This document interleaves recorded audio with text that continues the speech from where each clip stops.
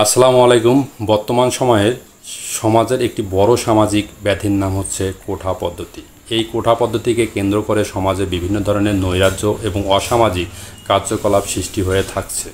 তারই ধারাবাহিকতায় আজকের ভিডিওটি। আশা করি আপনারা সম্পূর্ণ ভিডিওটি দেখবেন এবং গঠনমূলক মন্তব্য করে অবশ্যই জানাবেন।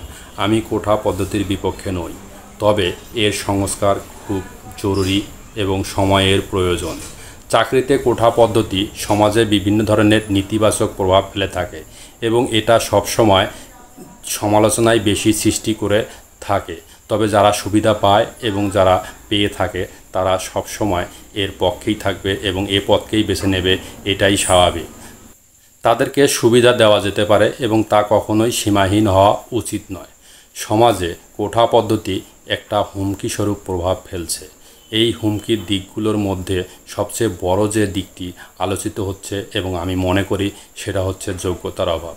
কোঠা পদ্ধতির কারণে কম যোগ্যতা সম্পন্ন ব্যক্তিরা চাকরিতে সুযোগ সুবিধা পেতে পারে, যা কর্মক্ষমতা এবং কর্মদক্ষতা নেতিবাচক প্রভাব ফেলে থাকে। কোঠা পদ্ধতি বর্তমান সময়ে একটি অসম প্রতিযোগিতা। কোঠা ব্যবস্থা মেধাবী প্রার্থীদের মধ্যে অসন্তোষ সৃষ্টি করতে পারে, যেহেতু তারা তাদের চাকরিতে যোগ্যতা অনুযায়ী সুযোগ সুবিধা থেকে বঞ্চিত হয়। কোঠা পদ্ধতি সমাজে একটি বিভাজন সৃষ্টি করে থাকে। কোঠা পদ্ধতি সমাজে যে বিভাজন সৃষ্টি করতে পারে এবং বিভিন্ন সম্প্রদায়ের মধ্যে বিরোধ এবং সংঘাতের সম্ভাবনা বাড়ায় একমাত্র কোঠা পদ্ধতি। কোঠা পদ্ধতির একটি বড় এবং ন্যাক্কারজনক ঘটনা হচ্ছে দুর্নীতি। দুর্নীতি হচ্ছে কোঠা পদ্ধতির একটি অসম সম্ভার। কোঠা ব্যবস্থার অপব্যবহার ও দুর্নীতি হওয়ার সম্ভাবনা থাকে, যেখানে প্রকৃত সুবিধাভোগী নয় বরং সুবিধাভোগী দল অন্যায়ভাবে সুবিধা ভোগ করে থাকে। সর্বোপরি কোঠা পদ্ধতি সীমাহীন করার ক্ষেত্রে দেশের জনসংখ্যা এবং কর্মসংস্থান ব্যবস্থা নিয়ে অবশ্যই আমাদের ভাবা উচিত।